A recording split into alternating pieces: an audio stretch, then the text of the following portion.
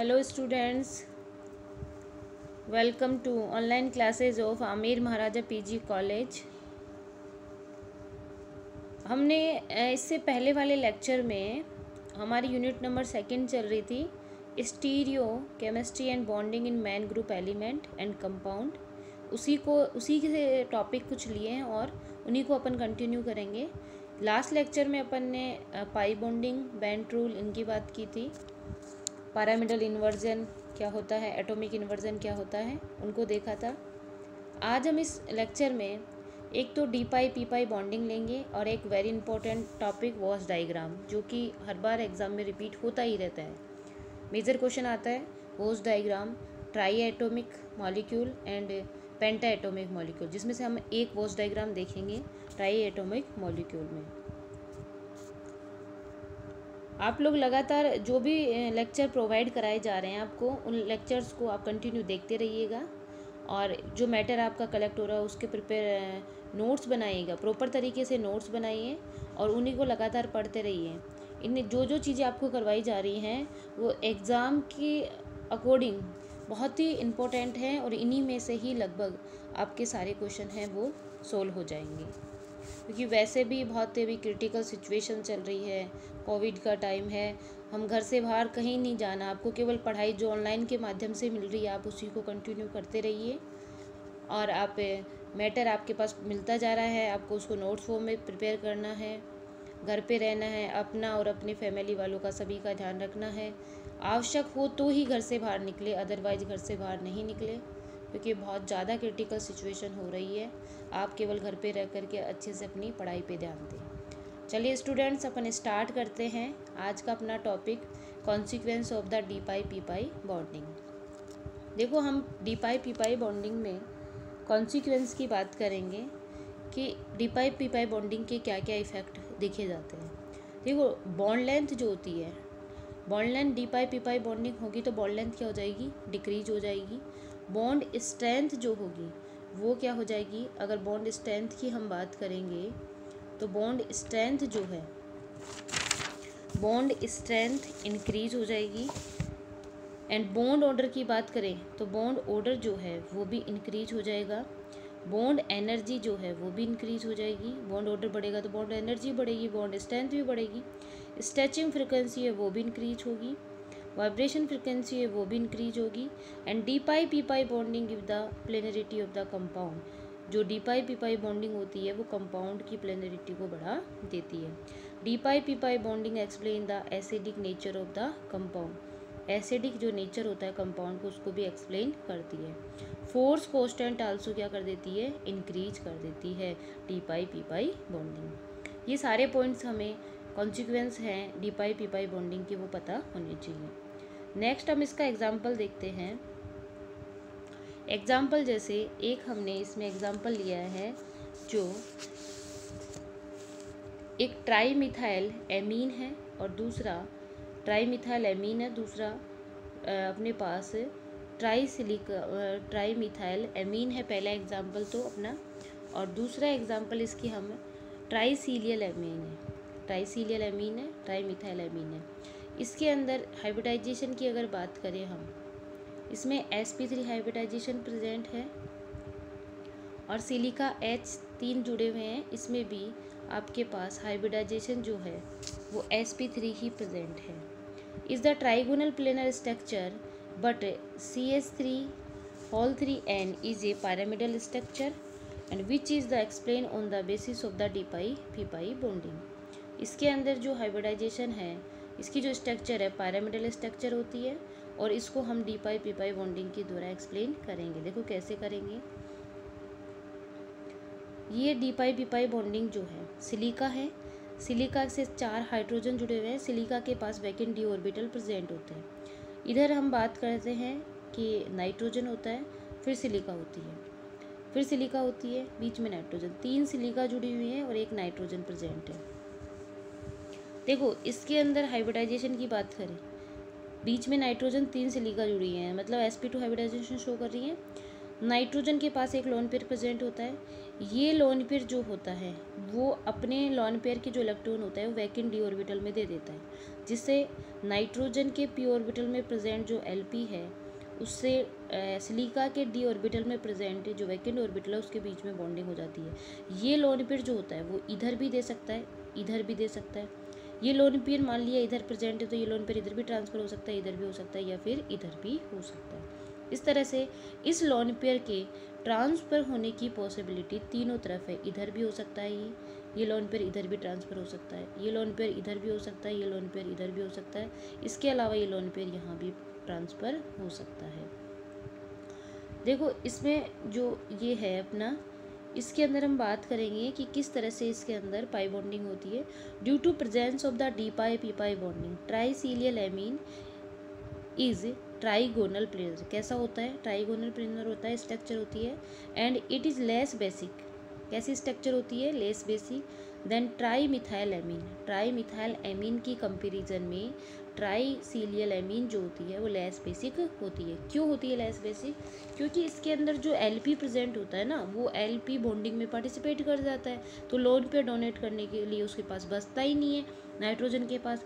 लेकिन अगर हम उसकी बात करें, किसकी? ट्राई मिथाइल एमीन की बात करें, तो because of lone pair are nitrogen atom is delocalise in the between the p and d orbital in this LP is part of the d pi p pi bonding.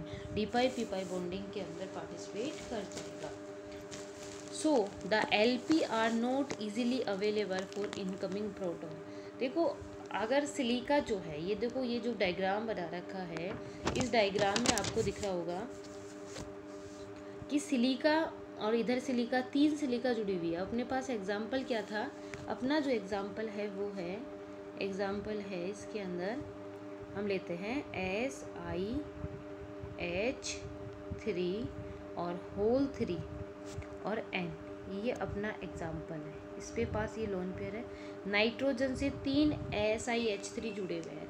अब यहाँ पे silica के पास D orbital present है, तो ये silica के जो D orbitals है नाइट्रोजन के पी ऑर्बिटल के साथ में ओवरलैप कर लेंगे और बॉन्डिंग हो जाएगी इसमें, जिससे इनकमिंग जो भी प्रोटॉन हैं उनको एलपी जो है वो अवेलेबल नहीं हो पाएंगे। देखो सो the LP are not easily available for the incoming proton.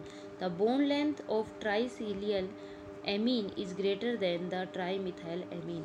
जो बॉन्ड एंगल होता है वो ट्राइसीलियल एमीन का ज़्यादा होता है एज कम्पेयर टू किसके?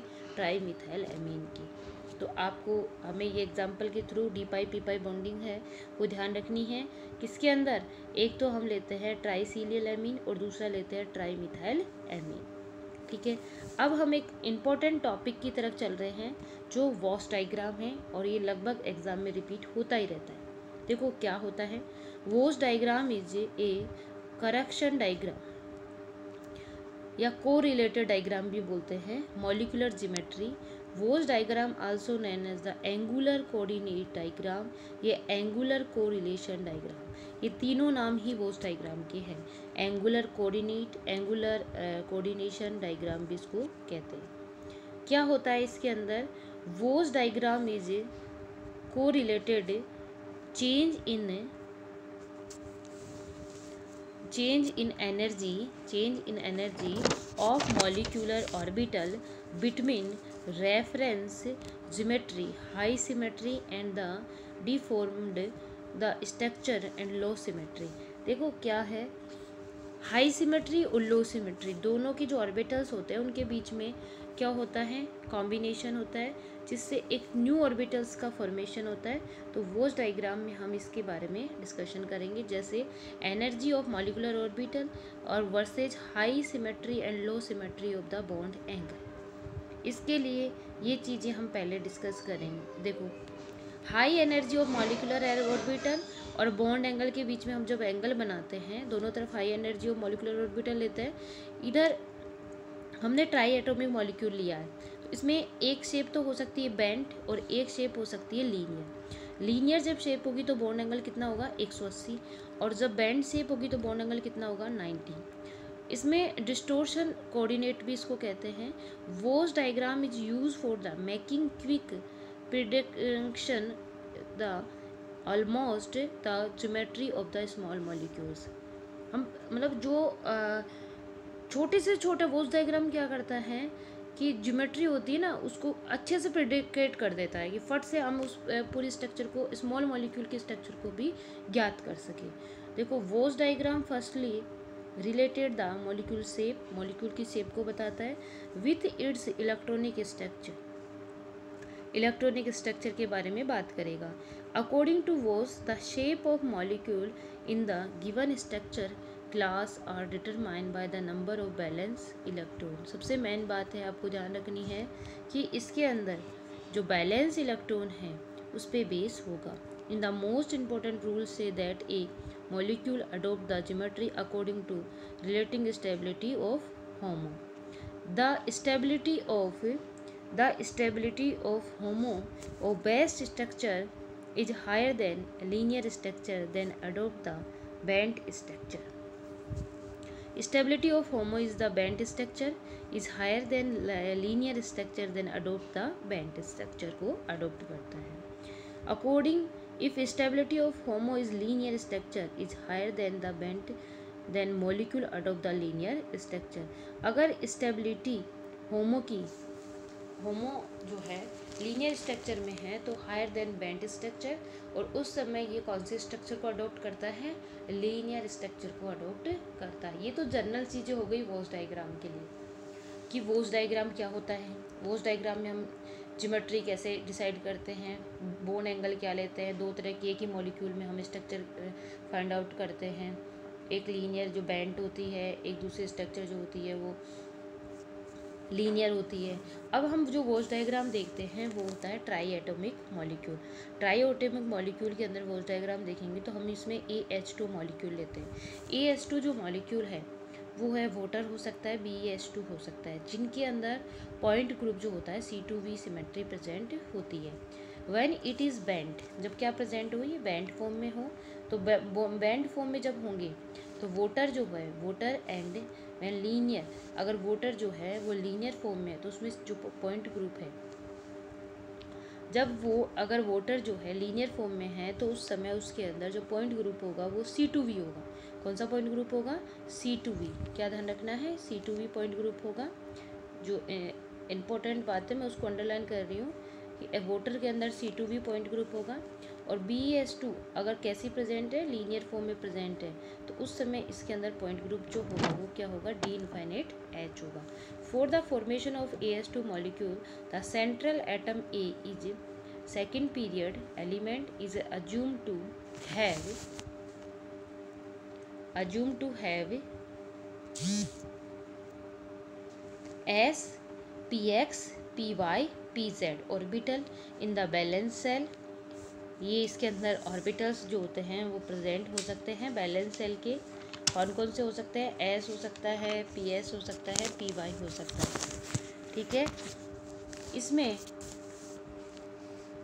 Where as each hybrid hydrogen atom is allowed only a single orbital 1s to form a sigma bond. देखो हाइड्रोजन जो है उसके पास केवल एक ऑर्बिटल होता है 1s, उसके में सिग्मा बॉन्ड का फॉर्मेशन होगा। दस the total 6 molecular orbital can be form by the 6 atomic orbital using the LCAO method. देखो LCAO मेथड के थ्रू 6 एटॉमिक ऑर्बिटल पार्टिसिपेट करेंगे तो 6 LCAO ही बनेंगे। मॉलिक्यूलर ऑर्बिटल 6 है तो 6 एटॉमिक ऑर्बिटल ही फॉर्म में होंगे। देखो काई equal to A1, first A1 की बात करें तो 1s H1 plus A2 1s H2 plus A3 2s capital A plus A4 2px A, A5 2py A and A6 2pz A। ये आपको ध्यान रखना है। 6 मॉलिक्यूलर ऑर्बिटल पार्टिसिपेट कर रहे हैं और 6 एटॉमिक ऑर्बिटल ही फॉर्म हो रहे हैं। नेक्स्ट हम देखते हैं इसमें A linear AH2 molecule BeH2 along the D infinite symmetry जो पॉइंट ग्रुप है, एक qualitative molecular orbital diagram for the formation of linear AS2 form A and 2H, 2px and 2py atomic orbital ignored since they are perpendicular to the bond and the non bonding। देखो ये कह रहा है कि जब अगर हमें linear बनाना है तो लीनियर बनाएंगे तो उस समय हमें पी एक्स और पी पाई को क्या करना पड़ेगा, इग्नोर करना पड़ेगा, क्योंकि ये क्या होता है, परपेंडिकुलर होते हैं जो बॉन्ड बनता है उसके। जैसे BeS2 जो है उसमें बेरिलियम जो होता है उसके आउटर सेल में कितने इलेक्ट्रॉन प्रेजेंट है, 2, 1s2 और 2s2। हाइड्रोजन में 1 प्रेजेंट होता है, हाइड्रोजन में इलेक्ट्रॉन जो है वो 1 प्रेजेंट है। अब हम इसका एक ऑर्बिटल व्यू देखते हैं कि किस तरह से इसके अंदर बॉन्डिंग होती है। देखिए ऑर्बिटल व्यू हम देखेंगे इसका, तो मैं आपको बताती हूँ, इसको हल्का सा मैं जूम करती हूँ। देखो आप सभी को दिख रहा होगा ये। इसमें देखो हम सबसे पहले बात करते हैं, सबसे पहले मैं नीचे से बता रही हूँ उसको। देखो इधर की तरफ हम लेते हैं हाइड्रोजन के और इधर हम लेते हैं बेरियम के। हाइड्रोजन के सिग्मा बॉन्ड मॉलिक्यूलर ऑर्बिटल, तो सिग्मा बॉन्ड बनेगा तो दोनों कैसे होंगे, प्लस प्लस। प्लस प्लस को मैं कैसी लाइन से शो कर रही हूँ, डार्क लाइन से, दिख रहा है, डार्क लाइन से शो कर रही हूँ। और जैसे ही ये BE है, बॉन्डिंग फॉर्मेशन हो रहा है, तो बॉन्डिंग जो है इसका H2 के SS जो है वो इसके 2s से मिलेंगे और 2s जो है वो भी कैसा है, बॉन्डिंग है, ये आपस में कैसे बना लेंगे, बॉन्डिंग फॉर्मेशन हो जाएगा BeS2 का। ठीक है, इसमें 2 इलेक्ट्रॉन प्रेजेंट होंगे। उसके बाद हम बात करते हैं एंटी बॉन्डिंग की। एंटी बॉन्डिंग में सिग्मा एंटी बॉन्डिंग प्रेजेंट है, एक प्लस है और एक माइनस। सिग्मा एंटी बॉन्डिंग का मतलब जो बॉन्डिंग ऑर्बिटल बन रहा है उसके अंदर सेम प्लेन में नहीं प्रेजेंट, तो उस समय ये है वो इसका एंटी बॉन्डिंग भी होगा। अगर बॉन्डिंग बन रहा है तो एंटी बॉन्डिंग के साथ में ये क्या कर लेंगे, कॉम्बिनेशन। तो इसके लिए जो 2 सिग्मा G बना है वो यहाँ पे क्या बन जाएगा, 1 सिग्मा G, 1 सिग्मा U। देखो ये जिरेड हो गया क्योंकि सेम सारे प्रेजेंट है। यहाँ पे सिग्मा बॉन्ड तो बन रहा है बट कैसा है, अनजिरेड हो गया। नेक्स्ट हम देखते हैं इसके अंदर कि इसमें 2s जो होता है वो 2s कैसा हो, 2s जो है वो कैसा हो, जिरेड हो या अनजिरेड हो। लेकिन एंटी बॉन्डिंग ऑर्बिटल सारे दोनों के दोनों कैसे हो, बॉन्डिंग हो। तो ये जो सिमेट्री बनेगी इसके अंदर बीच में देखो ये आपको पॉजिटिव, ये पॉजिटिव और बीच वाला जो होगा वो वैकेंट होगा। तो ये जो बनाएगा वो बनाएगा 3 सिग्मा G। ठीक है, उसके बाद 3 सिग्मा G बनने के बाद हम देखते हैं, ये बन गया। उसके बाद हम देखते हैं इसके अंदर कि 2pz पता है बेरियम जो होता है उसके अंदर क्या कौन कौन से ऑर्बिटल होते हैं, 2s पार्टिसिपेट करता है, 2pz, 2px और 2py। 2pz की बात करें तो 2pz के लिए एक सिग्मा U होता है, एक सिग्मा U और ये भी पाई U। ठीक है, इसमें हम सबसे पहले जो सिग्मा U है नॉन बॉन्डिंग है, नॉन बॉन्डिंग के अंदर ये दोनों के दोनों नॉन बॉन्डिंग में चले जाते हैं। ये पाई UX बनाता है, ये पाई UY बनाता है और ये जो है ये बनाता है सिग्मा, और सिग्मा भी कैसा बनाता है, एंटी बॉन्डिंग ऑर्बिटल बनाएगा। ठीक है, क्योंकि यहाँ देखो हम एंटी बॉन्डिंग की बात करें तो ये इस तरह से ओवरलैपिंग होती है, प्लस और ये माइनस, तो इसको प्लस और माइनस इस तरह से शो करें। ठीक है, आपको बात समझ आई होगी किस तरह से हमने बॉन्डिंग बताई है इसके अंदर। देखो BeS2 में हमने इधर की तरफ BE लिया है, इधर की तरफ H2 लिया है, इसमें सेम प्लेन में मिलेंगे तो बॉन्डिंग बनेगा। फिर एंटी बॉन्डिंग फेज में मिलेगा तो एंटी बॉन्डिंग ही बनेगा, अनजिरेड बनेगा। फिर एंटी बॉन्डिंग फेज में अगर उसके साथ में जो पॉजिटिव वाला है वो मिलेगा तो पॉजिटिव पॉजिटिव बन जाएंगे। फिर PX और PY PZ की बात करेंगे तो ये इस तरह से बॉन्डिंग हो जाएगी। नेक्स्ट देखो इसमें देखते हैं हम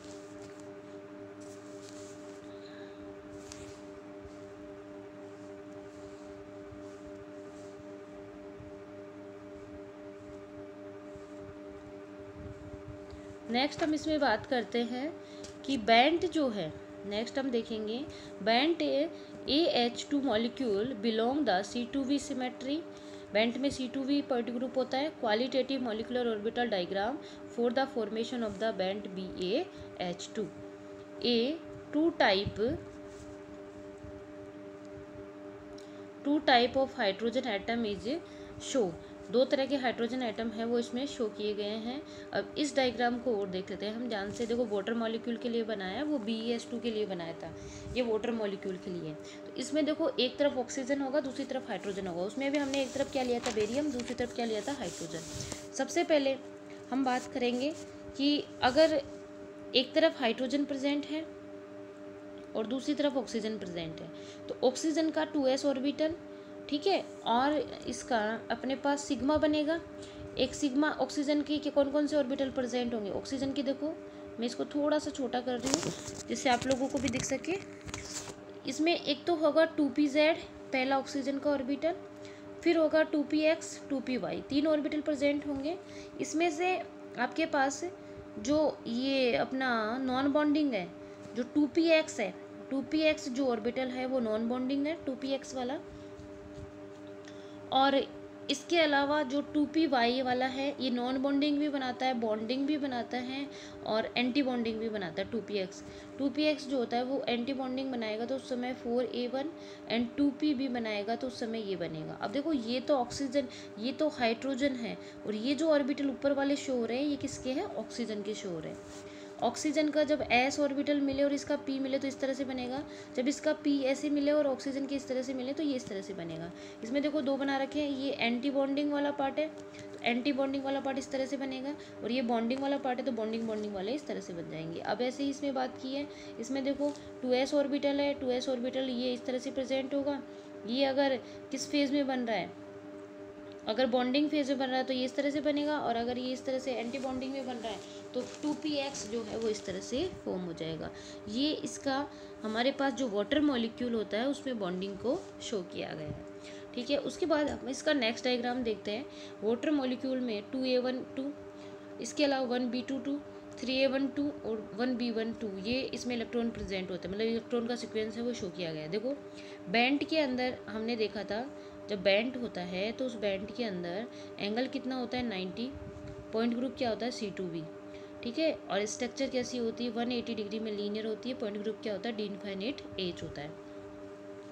2 सिग्मा G, 2a1, देखो 2 सिग्मा G तो सारे के सारे बॉन्डिंग। उसके बाद 1b2, 1 सिग्मा V, तो उस समय 1b1 में कैसा बना था अपने पास, एक तरफ बॉन्ड एंटी बॉन्डिंग वाले जुड़े थे, एक बार बॉन्डिंग वाले जुड़े थे।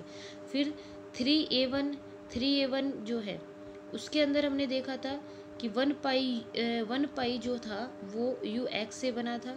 फिर 1b1 से 1 पाई uy, 4a1 3 sigma g, 2b2 2 sigma u, इस तरह से इनका फॉर्मेशन होता है। नेक्स्ट हम इसमें देखेंगे कि जो बॉन्डिंग हो गई वो बॉन्डिंग किस तरह से होगी। 4AH2 molecule, there are 2 configuration, linear and bent, therefore approximate energy value of the molecular orbital in the comparison in the following way. देखो इसमें कैसे एनर्जी को हम कंपेरिजन करेंगे। देखो formation of the 2 sigma g, linear और bent दोनों की बात की गई है। लीनियर में 2 सिग्मा जी लिखते हैं और बेंट में 2a11 लिखते हैं अपन। 2 सिग्मा जी और 2a1, डेल्टा ई जो है दोनों की एनर्जी का जो डिफरेंस है E2 माइनस E1 है, तो E1 का मान ज़्यादा है उस समय नेगेटिव आ जाएगी। देखो कैसे, E1 जो है वो कैसी है, ये E1 जो कैसी है वो कैसे फॉर्म में हो रही है, लीनियर फॉर्म में कॉम्बिनेशन होता है। तो लीनियर फॉर्म में कॉम्बिनेशन होता है, एनर्जी ज़्यादा होगी। एनर्जी यहाँ से क्या होगा, अब ये बैंड फॉर्म में हो गई तो बैंड का मतलब नीचे की तरफ झुकाव हो गया, एनर्जी रिलीज हो रही है तो एनर्जी कम हो गई। तो E2 की एनर्जी कम है, E1 की एनर्जी मान ज़्यादा है, तो E2 माइनस E1 करेंगे तो एनर्जी जो है वो नेगेटिव फॉर्म में आ जाएगी।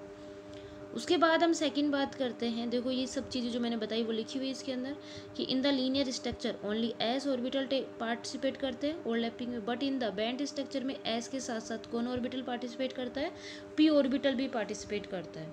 Also take part in the overlapping, due to this energy in the band structure will be release. उसके बाद हम देखते हैं formation of the 1 sigma u, linear and the 1b। Bent में देखते हैं, लीनियर में 1 सिग्मा यू होता है और बेंट में क्या होता है 1b1 होता है। देखो 1 सिग्मा यू 1b2 होता है, सॉरी, तो 1 सिग्मा यू में इस तरह का बनेगा, एक तरफ ये हाइड्रोजन के हो गए, ये हमारे पास किसका हो गया लीनियर में उसका बी का हो गया। अब इस समय डेल्टा ई जो होता है E2 माइनस E1 करेंगे तो पॉजिटिव आएगा, मतलब E2 का मान ज़्यादा है। अब देखो ये जो है इसमें एनर्जी एब्जॉर्ब होगी, क्योंकि इसके अंदर ओवरलैपिंग कैसी होगी, पुअर ओवरलैपिंग होगी। ये तो क्या बन रहा है कि ये तो एक लीनियर फॉर्म में हो रहा है, लीनियर मतलब एक ही फेज में हो रहा है। हम ये कह सकते हैं कि एक ही प्लेन में हो रहा है। पी ऑर्बिटल इस तरह से प्रेजेंट था और उस पर दोनों तरफ क्या प्रेजेंट है, हाइड्रोजन के एस ऑर्बिटल, तो ये ओवरलैपिंग पॉसिबल है। लेकिन इसके अंदर ये ओवरलैपिंग कैसी होती है, बैंड शेप में होती है, वी शेप में होती है। तो इसके अंदर ये ओवरलैपिंग हमें पी ऑर्बिटल को हल्का सा झुकाव करा के ऑर्बिटल करवानी पड़ती है, तो पुअर ओवरलैपिंग होती है। इसका मतलब एनर्जी एब्जॉर्ब होगी, एनर्जी एब्जॉर्ब होगी तो E1 का जो E2 का मान है वो ज़्यादा होगा, तो E2 का मान ज़्यादा होगा तो E2 माइनस E1 करेंगे तो जो डेल्टा E है वो अपने पास कैसी आ जाएगी, पॉजिटिव। नेक्स्ट देखते हैं, the energy of 1B2 is higher than the, ये जो चीज़ें हमने अभी लिखाई है उससे ज़्यादा होंगी। नेक्स्ट हम देखेंगे formation of the 1πUX linear and the 3A1 band. देखो इसमें क्या है, ये चीज़ें जो मैंने अभी आपको समझाई है वही लिखी हुई है कि the energy of 1B2 is higher than the 1 sigma U because in the band structure the poor overlapping are present in between the PZ and s orbital, so energy gain और the are observed from the formation of the 1B2 molecule orbital. क्योंकि shape कैसी होती है, band shape होती है, जिसके कारण energy हमें एब्जॉर्ब करनी होती है। Formation of the 1 sigma UX linear and the 3A1 band है। देखो इसकी बात करें 1πUX, 1πUX के अंदर देखो पॉजिटिव चार्ज प्रेजेंट है। इसमें ओवरलैपिंग अगर हम करवाएंगे तो हमें ये वाले जो ऑर्बिटल्स हैं इनको हल्का सा झुकाव करना होगा। तो उस समय देखो 1πUX तो डेल्टा E जो है E2 माइनस E1 होगी, इसका मतलब E का मान क्या है, नेगेटिव आ रहा है, तो E1 की वैल्यू ज़्यादा है। ये ओवरलैपिंग यहाँ तो पॉसिबल ही नहीं है, लेकिन बैंड शेप के अंदर ओवरलैपिंग हो जाती है, दिख रही है आप सभी को। बैंड शेप में थोड़ा झुकाव आता है, दोनों के बीच में ओवरलैपिंग हो जाती है, लेकिन यहाँ तो ओवरलैपिंग का काम ही नहीं है। ये तो क्या है, प्लेन के नीचे की तरफ प्रेजेंट है और ये प्लेन में प्रेजेंट है, तो उस समय इनमें ओवरलैपिंग नहीं होगी। इसका मतलब E का मान ज़्यादा होगा, E का मान ज़्यादा तो हम क्या करेंगे, E2 माइनस E1 करेंगे, तो जो हमारे पास वैल्यू आएगी वो कैसी आएगी, नेगेटिव वैल्यू आएगी। Formation of the 1πUX linear and the 3A1 band, ये ध्यान रखना है आपको। In linear structure, atomic orbital cannot be adjusted to the each other, but in the band structure, atomic orbital are easily overlap, so energy is released. उसके बाद हम देखते हैं formation of the 1πUY linear and 1B1 band, दोनों की बात करेंगे। अब देखो इसके अंदर क्या होगा, इसके अंदर डेल्टा E का मान दोनों में क्या आ जाएगा, 0, क्योंकि दोनों में ओवरलैपिंग जो है वो पॉसिबल ही नहीं हो रही। ओवरलैपिंग कैसे करेंगे, पॉसिबल ही नहीं दिख रही कि कैसे होगी ये ओवरलैपिंग। तो इसके लिए हम देखते हैं कि formation of the 1πU linear and the 1B1 band है। तो देखिए इसमें ये हमारे पास क्या है, ये पॉजिटिव S ऑर्बिटल, ये भी S ऑर्बिटल, ये P ऑर्बिटल, इसके लिए सिंबल हमने लिया 1πU। इसके अलावा इसमें हमने बैंड शेप की बात करें तो बैंड शेप में इस तरह से होगा, थोड़ा सा झुका हुआ होगा, ये होगा। अब इसमें देखो फिर भी ओवरलैपिंग पॉसिबल नहीं है, कहीं नहीं दिख रही, इसमें भी ओवरलैपिंग तो कहीं हो ही नहीं रही। तो इसके लिए जो डेल्टा E1 है ये हमारे पास है, इसको हम लिखेंगे जो है E1 minus E2 minus E1 करेंगे, ये E2 माइनस E1 है, ये दोनों E1 नहीं है, ये हमारे पास है delta E is equal to, मैं इसको यहाँ लिख देती हूँ, delta E is equal to E2 minus E1,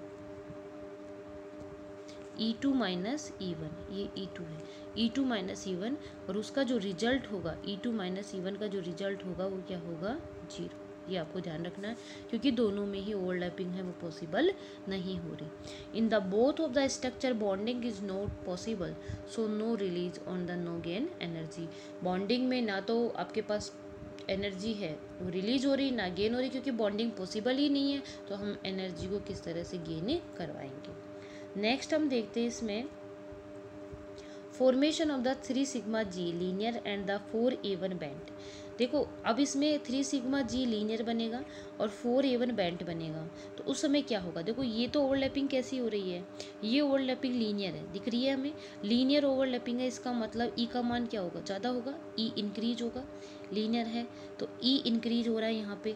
लेकिन यहाँ देखो कॉम्बिनेशन कैसा हो रहा है, बेंट फॉर्म में हो रहा है, तो इसके कंपेयर तो एनर्जी कम होगी। तो हम यहाँ क्या कह सकते हैं कि जो एनर्जी है वो कैसी हो रही है, डिक्रीज हो रही है। तो if the 3 sigma g of orbital linear structure in the anti-bonding structure but in the band structure the energy of 4A1 higher due to the higher overlapping in the anti-bonding orbitals।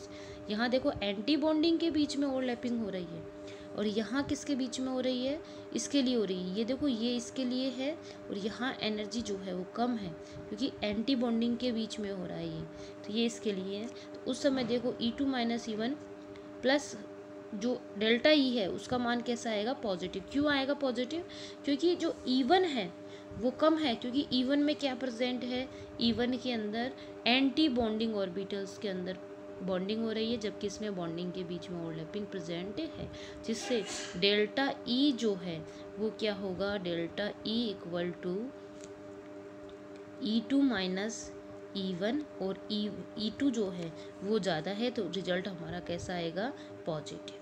ठीक है, यहाँ तक आपको ध्यान रखना है। Next हम देख रहे हैं इसमें formation of the 3 sigma you, formation of the 3 sigma u linear and the 2B2 bent. तो इसमें देखो हम बात करेंगे, इसके अंदर जो सिंबल है वो लीनियर में लेते हैं तो 2 सिग्मा यू लेते हैं, और अगर हम इसमें लेते हैं तो इसमें 2B2 लेते हैं। इसमें 3 सिग्मा यू, इसमें 2B2। Delta E equal to E2 - E1, delta E जो है वो कैसी है, नेगेटिव है। In the 2 sigma u orbital of linear structure energy is higher as compare to 2B2 so the energy is release. देखो इसके अंदर एनर्जी रिलीज होगी, क्यों रिलीज होगी, क्योंकि E1 जो है उसके अंदर लीनियर जो कॉम्बिनेशन होगा या लीनियर ओवरलैपिंग प्रेजेंट होगी। लेकिन जब बेंट फॉर्म में प्रेजेंट होगा तो उस समय इसमें देखो एंटी बॉन्डिंग बॉन्डिंग, इधर एंटी बॉन्डिंग बॉन्डिंग के बीच में कॉम्बिनेशन हो रहा है, तो उसको हम उस समय क्या होगा, एनर्जी कम हो जाएगी। तो E2 - E1 करेंगे तो E1 का मान ग्रेटर है, इसका मतलब हमारी डेल्टा ई का मान जो होगा वो नेगेटिव में आएगा। ये वोज डायग्राम है। वोज डायग्राम को आपको अगर ये चीज़ें हमें समझ आ गई कि किस तरह से लीनियर और बेंट में ओवरलैपिंग हो रही है, तो हम इस डायग्राम को अच्छे से कर सकते हैं। ये जो डायग्राम बना रखा है वाटर मॉलिक्यूल का, और ये इससे नेक्स्ट आगे वाला जो डायग्राम है ये दोनों डायग्राम हम कर सकते हैं। पीछे वाली चीज़ें, ये जो एक एक पॉइंट मैंने आपको अलग से, इसी डायग्राम का ही पार्ट है, इस डायग्राम के पार्ट को ही एक अलग अलग करके सारे 6 स्टेप हैं उसके बताए, क्योंकि 6 एटॉमिक ऑर्बिटल्स जो होते हैं उनका फॉर्मेशन होता है 6 मॉलिक्यूलर ऑर्बिटल के पार्टिसिपेशन से। तो वोस डायग्राम जो होता है उसके अंदर हम लीनियर और बेंट दोनों तरह की जो शेप होती हैं उनका डिस्क्रिप्शन देखते हैं कि BeH2 जो होता है वो लीनियर शेप में प्रेजेंट होता है, जबकि वाटर मॉलिक्यूल जो होता है वो बेंट शेप में प्रेजेंट होता है। और उस समय किसकी एनर्जी ज़्यादा होगी, तो AH2 मॉलिक्यूल्स जो होते हैं, ट्राई एटॉमिक जो मॉलिक्यूल होते हैं, उनमें हम कौन से स्ट्रक्चर को ज़्यादा प्रेफर करेंगे, कौन से स्ट्रक्चर को कम प्रेफर करेंगे, वोस डायग्राम है वो इसका एक्सप्लेनेशन करता है। तो ये चीज़ें आपको अच्छे से समझ आई होगी। तो स्टूडेंट आज अपने इस लेक्चर में इतना ही करेंगे। नेक्स्ट लेक्चर में हम नेक्स्ट एक टॉपिक के साथ, इसी यूनिट का नेक्स्ट टॉपिक है उसके साथ मिलेंगे। इसका पार्ट 2 है वो देखेंगे। यहाँ तक हमारा एक पार्ट कंप्लीट हो गया है। यहाँ से एक क्वेश्चन आपका आराम से इजी वे में बन सकता है अगर जो टॉपिक मैंने आपको करवाए हैं वो आप कंटिन्यू उनको सभी को देखें तो, और इनके प्रॉपरली आप नोट्स बनाइएगा और इनको लगातार देखते रहिए जो भी लेक्चर अपलोड किए जा रहे हैं। चलिए आज के लिए इतना ही। Thank you.